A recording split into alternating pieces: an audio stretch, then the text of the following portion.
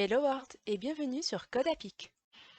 Dans cette nouvelle vidéo, nous allons voir ensemble comment coder un modal avec Bootstrap.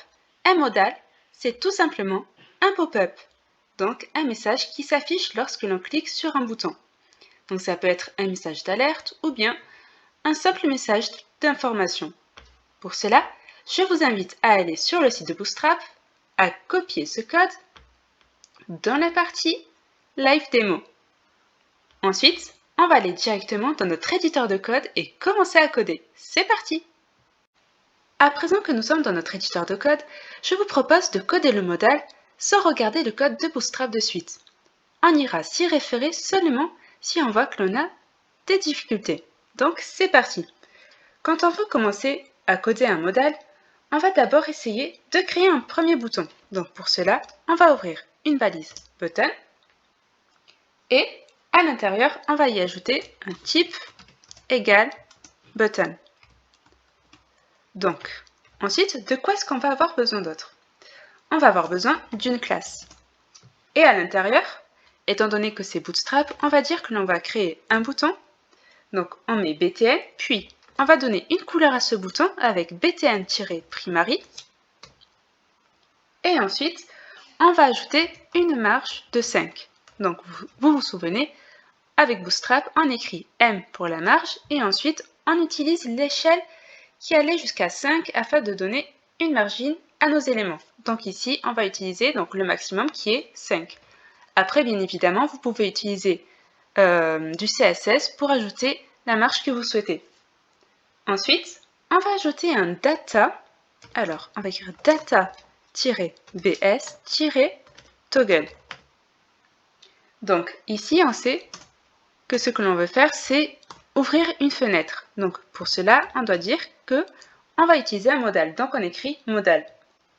Ensuite, à côté, on va devoir donner le nom de l'ID de l'élément à ouvrir. Donc pareil, on écrit data-bs-target. Donc ici, on va chercher la cible. Donc on va devoir créer un ID et ici, ça va être par exemple modal window. Donc modal, donc pour le pop-up, et window pour la fenêtre. Et juste avant le mot modal, on va mettre un hashtag.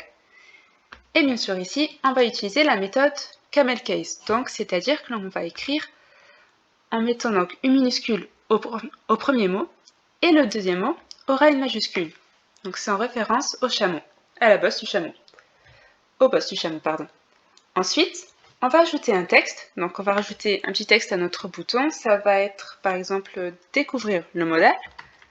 Donc découvrir le modal.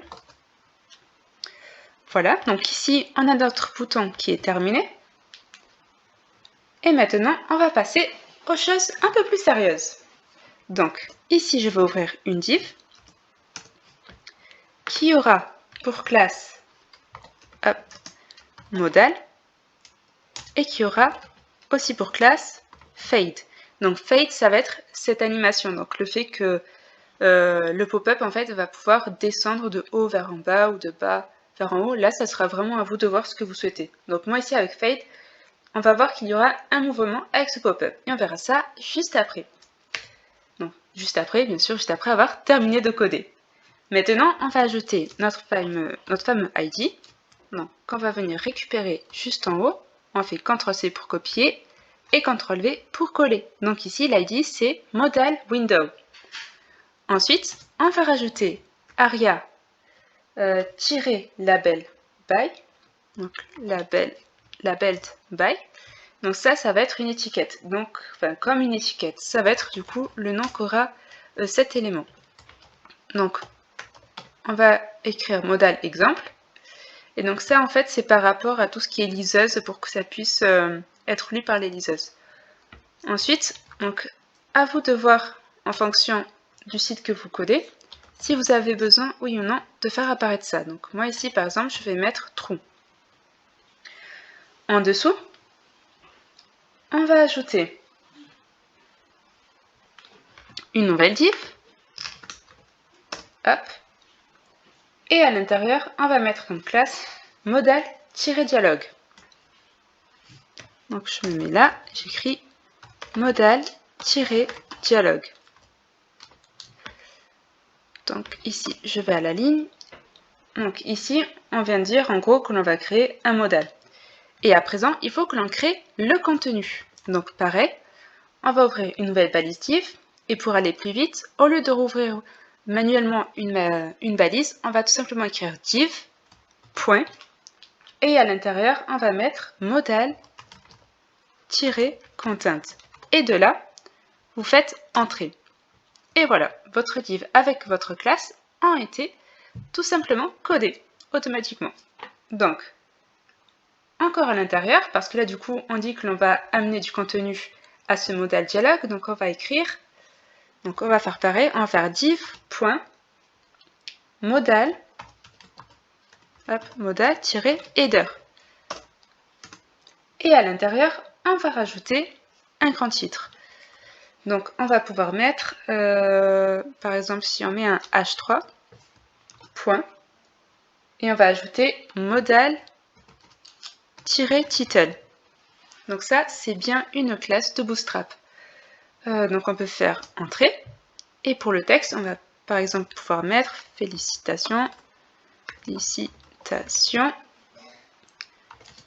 Voici votre modal. Voilà, point d'exclamation. Ensuite, on va aller encore à la ligne et on va créer un nouveau bouton. Donc, on va tout simplement copier le bouton d'en haut, CTRL-C, CTRL-V. On va retirer le texte parce que là, il ne va pas nous servir. Et là, on va ajouter, donc on va changer certaines choses. On va pouvoir mettre, donc classe ici, on va mettre btn-close. Donc ce qui va nous permettre de pouvoir créer un bouton qui nous permettra de fermer la fenêtre. Donc ensuite, on va rajouter un data-bs-dismiss. Donc là, on enlève le toggle et on met dismiss à la place. Voilà, donc ensuite, à l'intérieur, on laisse le modal.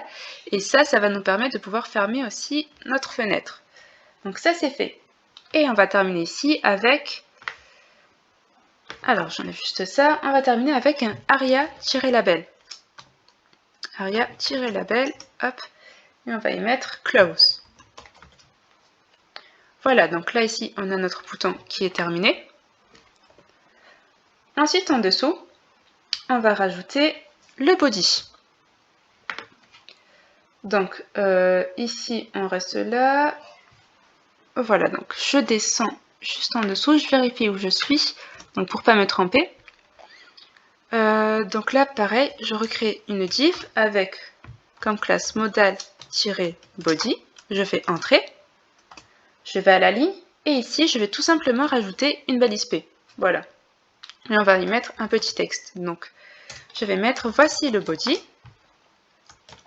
de votre premier modal. Voilà, donc on va s'arrêter là pour le body. Et maintenant, on va s'attaquer à la dernière partie de ce modal. Donc pareil, on va utiliser une nouvelle balise div. Donc on écrit div, point, et notre classe, ça va être modal-footer. On fait entrer, on va à la ligne. Et pareil, on va aller rechercher une balise bouton. Donc je fais CTRL-C pour copier et CTRL-V pour coller. Donc, par ici, on garde le type button. Ensuite, pour la classe, on va mettre, on va ajouter de la couleur. Donc ici, je vais juste aller récupérer ce qu'on a mis en haut. Voilà, ça fait gagner du temps. Donc, on garde bien le btn pour rappeler que c'est un bouton. Ensuite, ici, on va changer la classe et on va mettre, on pourrait par exemple mettre, je sais pas, peut-être danger. Voilà, pour changer de couleur. Parce qu'au-dessus, ici, le primary, c'est du bleu. Et ensuite, donc là, étant donné que c'est un bouton pour fermer, on va garder le data-bs dismiss, donc toujours avec le modal. Et on va juste rajouter un petit texte. On va mettre fermé. Donc on fait CTRL-S donc pour enregistrer notre travail. Et à présent, on va aller voir comment se présente le modal. Donc on fait comme la dernière fois. On va aller regarder notre modal grâce au live, donc à l'extension de VS Code. Vous allez juste en dessous, en bas à droite de votre écran, et vous cliquez sur Go Live. Une fois cliqué dessus, ça vous ouvre une fenêtre par défaut. Donc c'est parti, on va regarder ça.